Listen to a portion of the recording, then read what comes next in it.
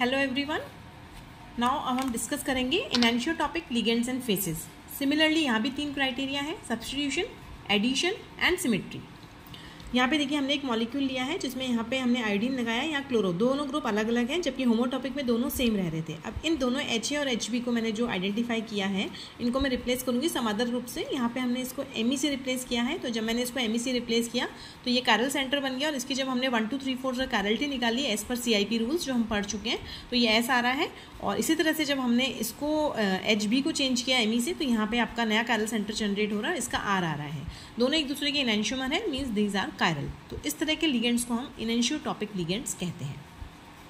So proton HA and HB are enantiotopic. Similarly हम यहाँ पे बात करेंगे, इस मॉलिक्यूल में भी आप देख सकते हैं HA और HB जो है यहाँ दोनों एनवायरनमेंट सेम है बिल्कुल। तो आप देख सकते हैं ये दोनों इधर यहाँ पे, ठीक है। तो यहाँ पे हमने इसको रिप्लेस किया, एक बार CH3 से किया और एक बार हमने इसको एक बार हमने HA को रिप्लेस किया और एक बार हमने HB को रिप्लेस किया। तो आप यहाँ देख सकते हैं कि HA और HB जो है ये कैरल सेंटर इंड्यूस हो गए, तो दीज आर इनैनिसोटॉपिक।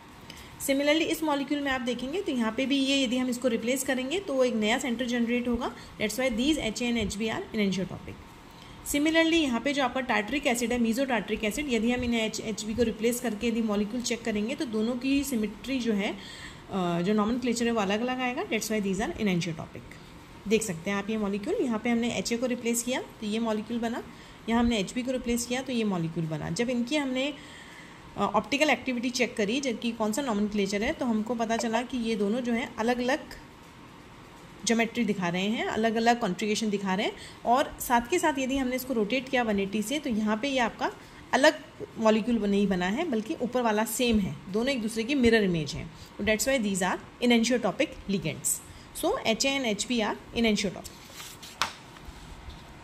नाउ अब एक और एग्जांपल लेंगे जिसमें हम इनैनिसोटॉपिक की और बात करेंगे। यहाँ पे एक मॉलिक्यूल है जिसमें आप देख सकते हैं कि ये डबल बॉन्ड O है और ये HA और HB है। जब हमने HA और HB को रिप्लेस किया तो आप देख सकते हैं 2 कैरल सेंटर इंड्यूस हो गए हैं, डेट्स वाई ये दोनों HA एंड HB जो है वो इनैनिसोटॉपिक है, दोनों की कॉन्फ़िगरेशन बिल्कुल ऑपोजिट है।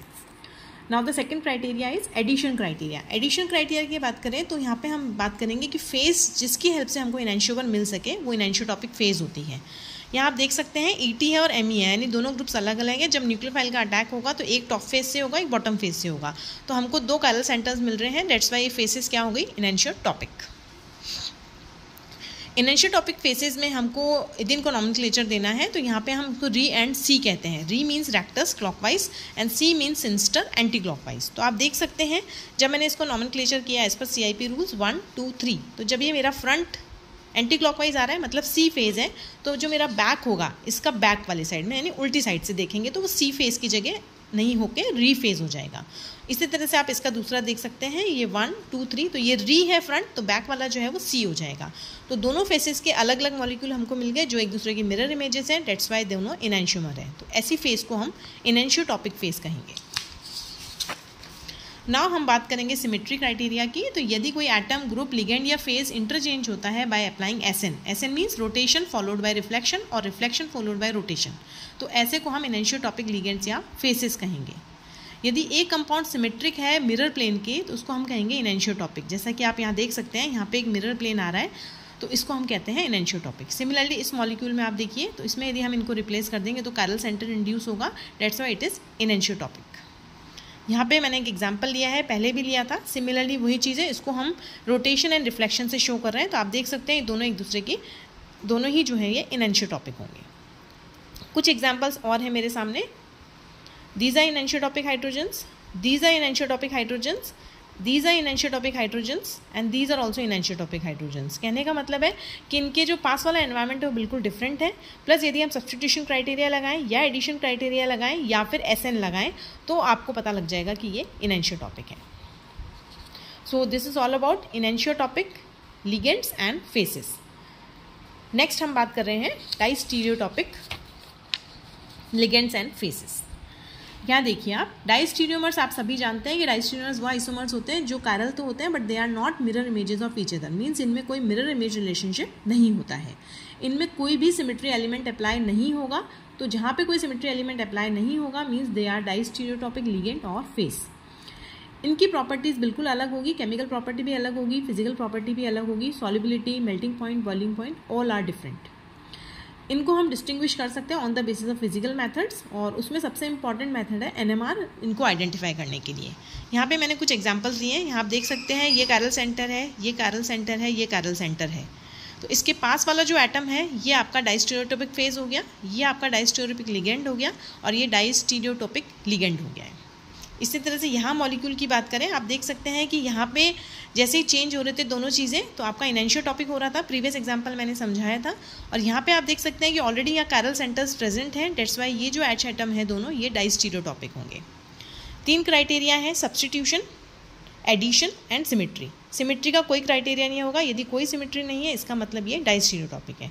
सब्स्टिट्यूशन की बात करें तो यदि दोनों को रिप्लेस करने से हमको कायरलिटी इंड्यूस हो रही है लेकिन ऑलरेडी कायरल सेंटर प्रेजेंट है, इसलिए मिरर इमेज रिलेशनशिप नहीं जनरेट होगा, डेट्स वाई दीज आर डाइस्टीरियोटॉपिक। इसी तरह से इस मॉलिक्यूल की बात करें, यदि हम HA को रिप्लेस करते हैं, तो क्या हमको मिल रहा है? ट्रांस। और यदि हम HB को रिप्लेस कर रहे हैं तो हमको मिल रहा है सिस। तो डेट्स वाई दीज आर डाइस्टीरियोटॉपिक। तो इस तरह से हम सब्स्टिट्यूशन क्राइटेरिया की हेल्प से डाइस्टीरियोटॉपिक को पता लगा सकते हैं। नाउ अभी हम बात करेंगे एक और एग्जाम्पल की।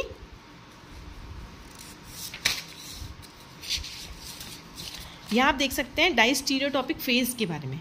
यहाँ डाइस्टीरियोटॉपिक फेज की बात करें तो देख सकते हैं यहाँ पे कायरल सेंटर प्रेजेंट है। जब हम इसके ऊपर एडिशन करेंगे तो आप देख सकते हैं कि हमें 2 चीज़ जनरेट होगी। एक आपका होगा 2 आइसोमर्स होंगे लेकिन इनमें कोई मिरर इमेज रिलेशनशिप नहीं होगा। क्यों नहीं होगा? क्योंकि ऑलरेडी ये कायरल सेंटर प्रेजेंट है। तो ये जो फेसेस हैं वो डाइस्टीरियोटॉपिक फेसेस कहलाएंगी। यहाँ आप देख सकते हैं मैंने री फेज लिखा है 1, 2 और 3 मीन्स री, और जो पीछे वाला होगा वो आपका सी फेज होगा। सिमिलरली यहाँ पे अभी हम बात करें तो सेम इसी तरह से होगा। तो कहने का मतलब है कि ऑलरेडी यदि कायरल सेंटर प्रेजेंट है तो ये डाइस्टीरियोटॉपिक लिगेंड होगा या फेज होगा। अब इसके नॉमेनक्लेचर की बात हम नेक्स्ट लेक्चर में करेंगे। Thank you.